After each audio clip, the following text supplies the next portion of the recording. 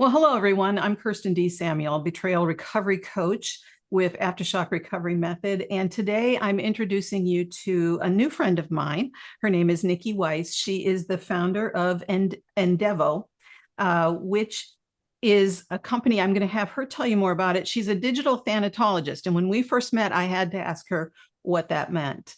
So the reason I'm bringing her on today is she has some great information related to when you are in betrayal trauma, when you are in crisis. What are some things that you need to consider about your digital assets?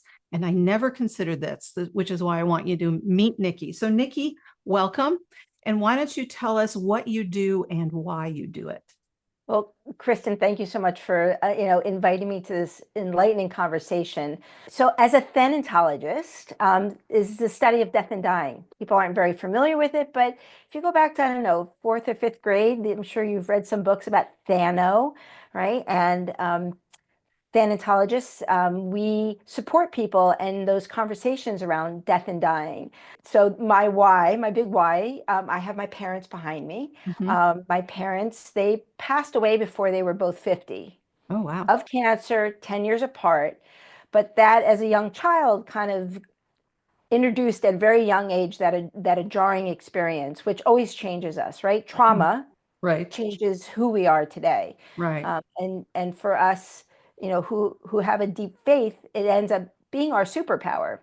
Mm-hmm. And for me, having my parents pass led me into the first part of my career was as a hospice clinician.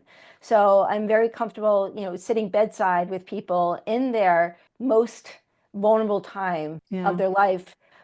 But usually when we're feeling most vulnerable is when we're most connected Mm-hmm. to higher power and source, Yeah. right?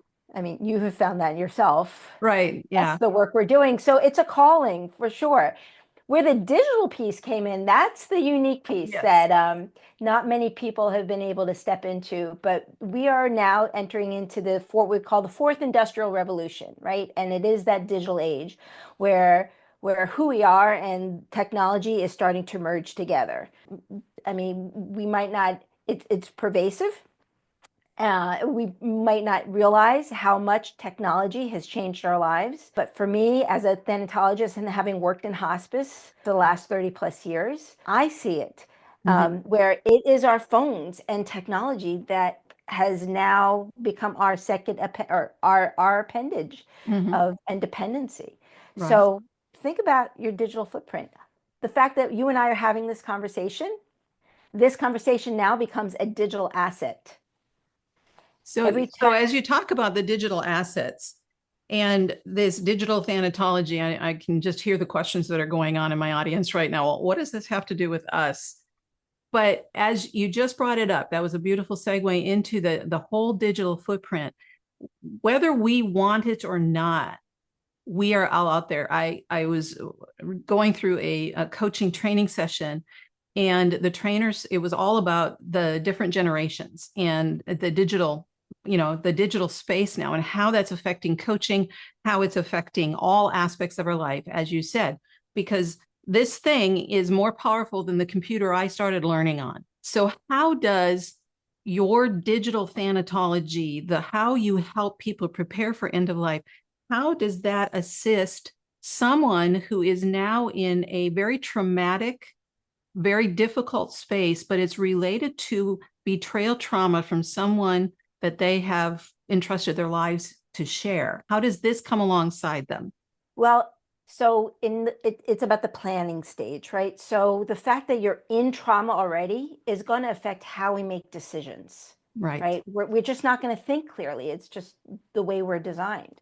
So to be able to start having this conversation before the trauma hits is best case scenario. Mm-hmm. So my goal is to be able to start sharing with your audience signs and symptoms, and either if you're in the trauma, how to either minimize it as a risk professional. Mm-hmm. I try to talk about risk mitigation. So if you're in it, how do we kind of navigate through it to get you to the other side? Or if there's an opportunity to prevent it, to avoid it, then let's have those conversations as well, because there are best practices that we can do in planning. And part of that planning is most of what we do, or most of what I do, is about communication. How are we communicating? So the fact that as a thanatologist, I specialize in death, dying, and incapacitation. To me, your audience is dealing with a there's a there's a death concept here, right? It might be the death of the trust that was built between husband and wife. It might be a death of the actual relationship, right? That maybe it can't be rebuilt. But there is a renewal opportunity, right? I mean, if you look back at some of the resurgence of the dead context, the verbiage that's in, First Corinthians, the Bible does talk about, so is the resurgence of dead, right? Where the bodies of the believers will be transformed into the glorified bodies. So I want to inspire people to say that death doesn't mean the end, whether it's a physical death, a digital death, right? Or it's just a resurgence. And to find the strength within your belief, with eyes opened, right? Because this new technological age, it's a new skill set. It is. And I have to say, so if I take a step back, I want to ask your listeners, right? The fact that this is a technological conversation we're having, I want to empower people to, if you're not comfortable with technology, what can you do to get more comfortable with technology? Because in order to identify, and the reason there's an intersection between the pornography and technology, right? I mean, you remember Kirsten, Yeah. Kirsten 30 years ago, when the internet first came to play, everyone's like, oh, the internet 30 years ago, it's only going to provide porn and nefarious activities. It does, but it also provides educational opportunity. It provides empowerment, right? So it's good and bad. So we're back to AI technology, our phones. This technology is not going away. It's only going to increase, and the accessibility. So I think that the conversation we really have to have is pornography and the intersection with technology. Yeah, I love that. And I know in the information that you sent me, you talked about how important it is to establish digital boundaries. So can you expound on what does that mean within a marriage, within a home? What would be digital boundaries? What does that mean? When I think of digital boundaries, I think of ground rules. I think of trust, transparency. I mean, those to me are those boundaries. I am going into partnership with you, and in return, I am trusting. I'm not surveilling. I am not micromanaging. I am entrusting that you will take care of me as I trust you. So those boundaries, those ground rules, for my husband and I, we have a conversation. Like, we have a home computer that's in the kitchen, and that all of our social media, all our bank accounts, everything is accessible to each of us at any time. Now, does that mean that I'm going through his emails and that I'm watching every conversation and text? No, because I trust him as though now I am the manager of my family finances, just as he trusts me. However, that's not always the case. So it's being able to create those those boundaries are determined based on conversation. And I always want to say, don't assume, because if you look, we're here, you and I are having this conversation because there is a trust issue amongst your audience, right? This is probably the core wound that they're struggling with right now, that the trust has been broken. Yes.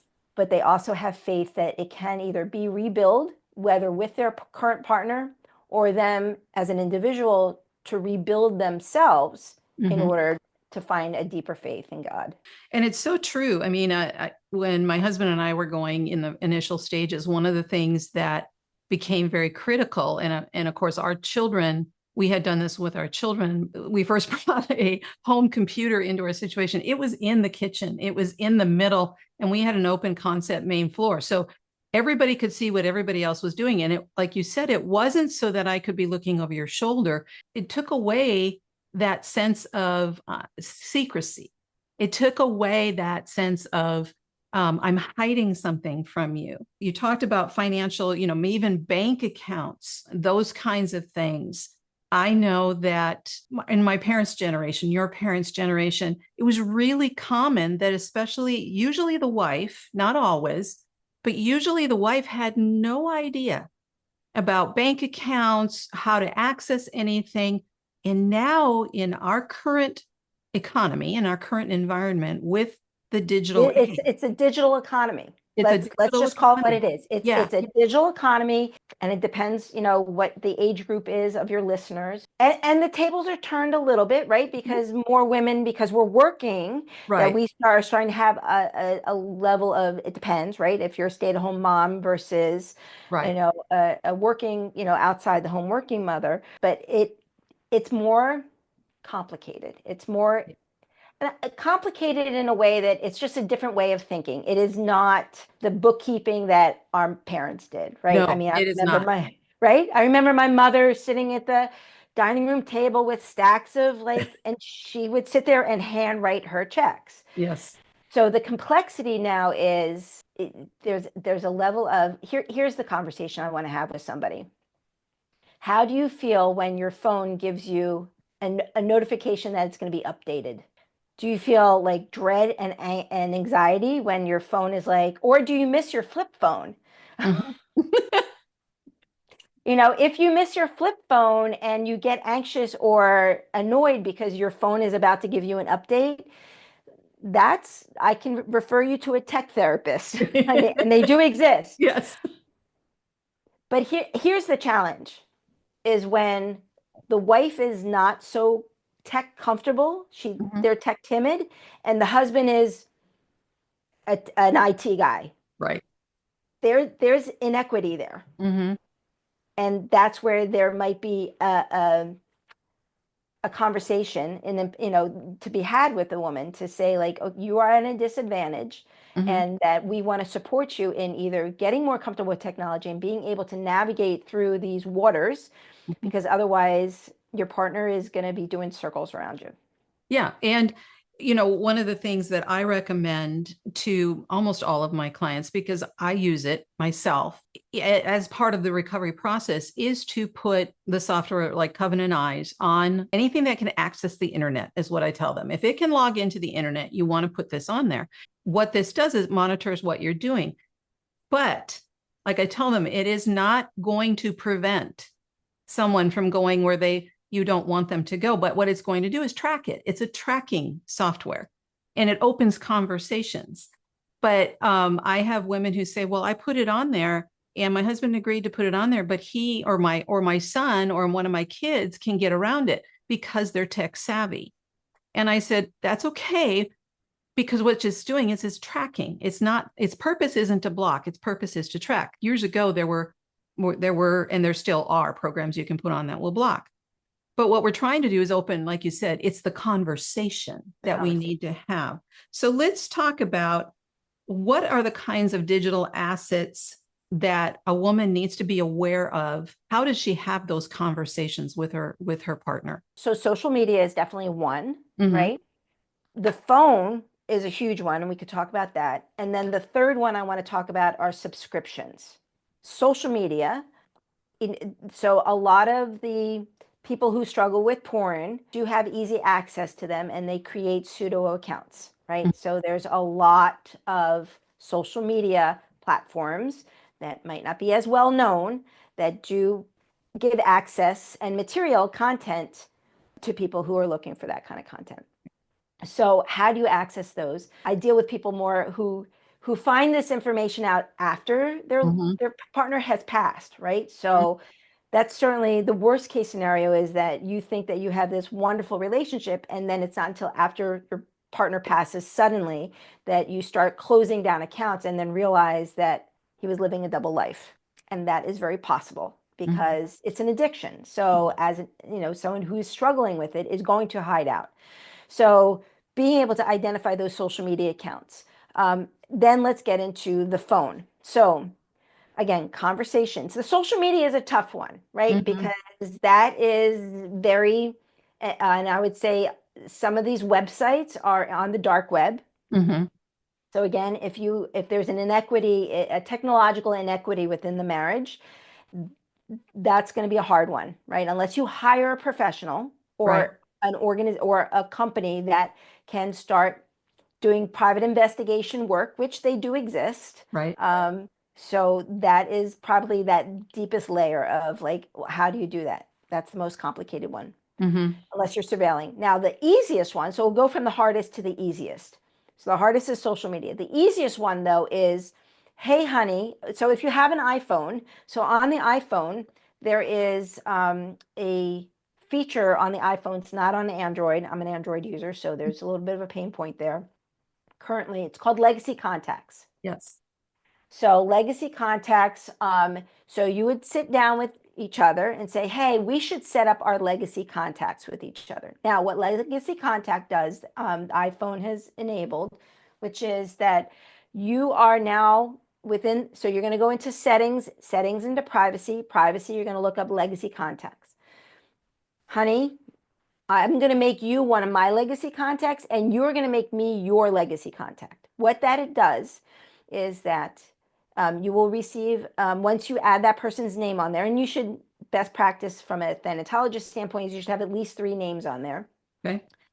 If your husband's in a car accident and passes away, and the phone dies with him, or it doesn't die, you do not have legal access to that phone unless you are on their legacy contact list.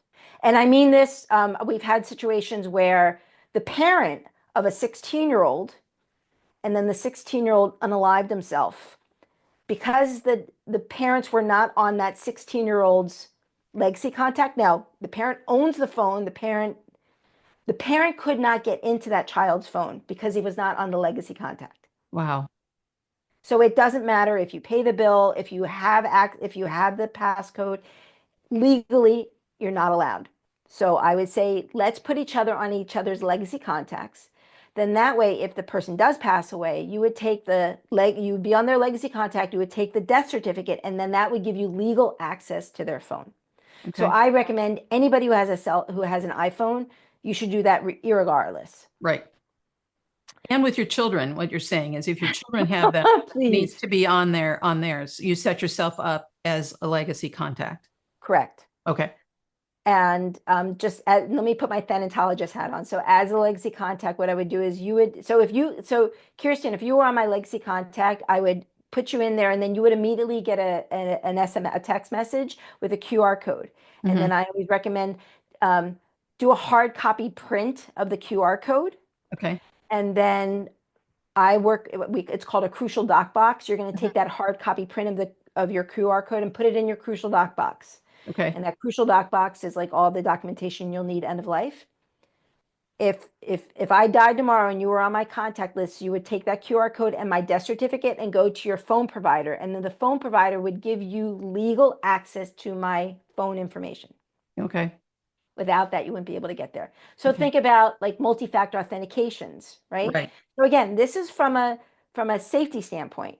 Yeah. Honey, I need to be on your contact list because I need access to your phone. And then that leads into, oh, and by the way, if there's anything you need to clean up, do it now. Do it now. Yeah. Do it now.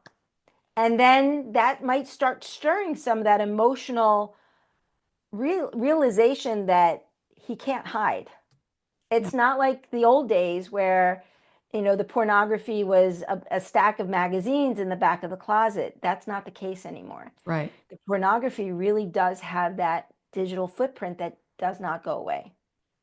So the third is the subscriptions, which is unfortunately a big deal because there is a financial impact there. And if they are starting to create this, and I have been dealing with clients who husbands have passed away and that there was pornography pervasive within the marriage that she didn't know about until after the husband passed away. And she didn't find out about it until she started going through his credit card.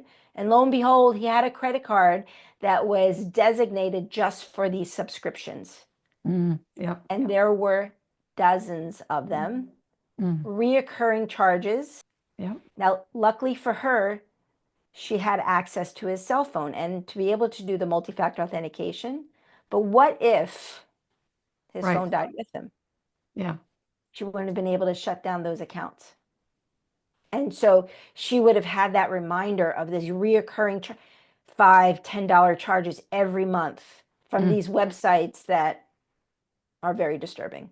How does this conversation, we've kind of touched on it a little bit, but if you have children in the home and you've discovered that your husband is looking at porn, maybe has some subscriptions, you've even discovered them by maybe they've appeared on a credit card bill that you've seen, something like that, which I've talked with women and this is how they found out it was on a credit card bill. So how does this becoming digitally savvy as far as looking at digital assets, how does she help protect her children, the finances, and help protect her children in this kind of a scenario? So that protection piece, right, is if the husband is deep in their addiction and she finds out, he'll do one of two things. He'll either have a come to Jesus conversation Right. and seek help. Mm-hmm. That's the Or best case scenario. best case. That's what we're hoping That's for, what right? that's what we're hoping and That's what we're praying. hoping for. Yeah. But the other side is they just burrow deeper into it. So then that's when she really, needs some professional support, both emotional support Mhm. and digital support, right? Right. Maybe she needs to hire, there are cybersecurity specialists out there that will specialize in this. Now, here's the challenge, though, is that there are data privacy laws out there that will work against her in order to uncover and protect. Here's my concern. If I was talking, if I was consulting you to consult with someone is let's make sure that those sites are not child porn. Child pornography, then the police are coming into your house That's and a that. crime. So if she is suspected of it, the first level is it child pornography? Because then that level of risk is a game changer. But let's say that it is not child pornography, but it is still a very pervasive addiction. And the partner is not willing to have those conversations. How to protect yourself is, to let them know that Mhm. or let them know, right? Because they're just going to keep burrowing down. And then the idea is to, carefully start detaching in a safe way, right? Because they're in their addiction and they get desperate to start looking for that emotional and technical support to start finances. To me, I would want to start, allowing that person to start separating their Mm. finances in a way that will keep them safe. It's Mhm. just like emotional abuse or physical abuse, right? It's like if the abuser is aggressive, you don't want them, you want to protect yourself. So what you're saying is if she's suspicious of this and she's starting to see her finances get entangled and she's concerned about her children, she also needs to get some professional help in As these she's starting areas. to, right? Right. And to me, that help is going to come from emotional help, right? Mhm. Because Yep. the relationship is not what she thought it was. Right. But she needs to be savvy and strategic, Yes. right? And find a trusted advisor who has technology skill set to be Mhm. able to allow her to start either financially untangling, right? Hey, honey, what is the password to our accounts? So that brought up a good question. Yeah. And I saw this in some of the information you sent me, but passwords today, it's not like they used to be, years ago where everybody used the same password for every site. That's if you're doing Password that one, right two, now. three. Yeah. If you're doing that right now, you need to stop that. That is really a way for your identity to be stolen. Like I know I have hundreds of passwords now for different sites, and I use a password manager. Are there password managers that you recommend that are easy to set up for someone who might feel very, Vulnerable. yeah. Vulnerable. So, in working with my clients at Endeavo, where we do end of life planning, Mm-hmm. part of our process, it's called the final playbook. We basically build out a final playbook for a life well lived, right? The idea is like, let's just put everything into order. So what I always recommend, because building out a final playbook also means organizing the active, busy life you're building today, right? It doesn't mean you're dying. It just means like, just get your stuff in order because life happens. So what I recommend is I call it a hybrid approach. You have a physical and a digital, creating a physical password management or digital asset management system. Okay. So you're going to do both, right? Okay. So you're going to have things written down physically, and then you would put that in your crucial doc box, like a secured place. But then you, again, would try to find a digital password management system.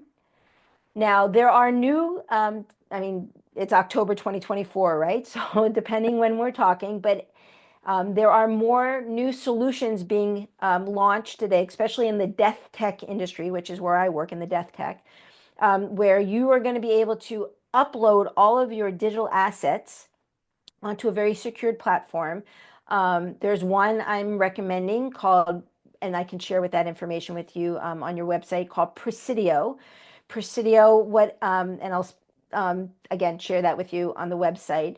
Okay. So a website like Presidio, that's also a conversation. Hey, honey, we should put our digital assets on a joint account that, we have beneficiaries, identified executors. If we have children, we have trustees, trustors, right? So that starts that end of life planning conversation, is really letting them know we're in this together and that we need to start putting it together. So to answer your question, I always recommend both digital and physical, because what if passwords are changed? What if, there is a hack? I mean, how things look like today in 2024 with the advancement of AI and blockchain technology, 3 to 5 years, it's going to look very different. But we're kind of in a gap phase right now where we're transitioning, but we're not there yet. So digital and physical to create that physical system. I love that, physical.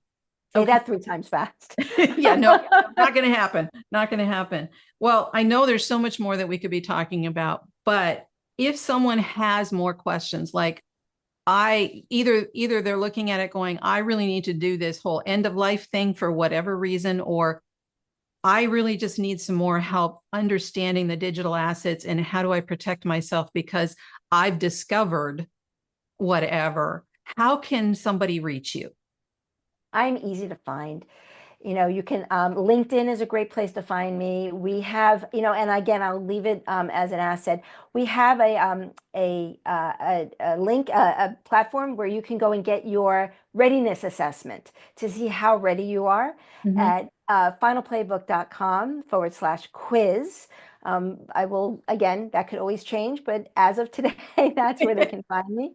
And then I'm easy to find on Niki Weiss digital. If you Google Niki Weiss digital thanatologist, you will find all my social media platforms as well. It's ever changing. We need to be agile. We need to be thinking, in terms of the way we do things today will look very different tomorrow. But that addiction does not go away, right? Yeah. So it'll just continue to transform and morph into something that we're here to support. Yeah. In this ever-changing world. Yeah. And the addiction, without intervention, without them actually making the decision to break the bond of the addiction, yes, that it is going to progress. But the good news is that there are ways to take care of a lot of these issues that women may not be very comfortable. This is not, like you said, it's not going away, and it's not something to be afraid of. It is something we have to learn. It's a new language. It's a new process. It's a new way of doing things.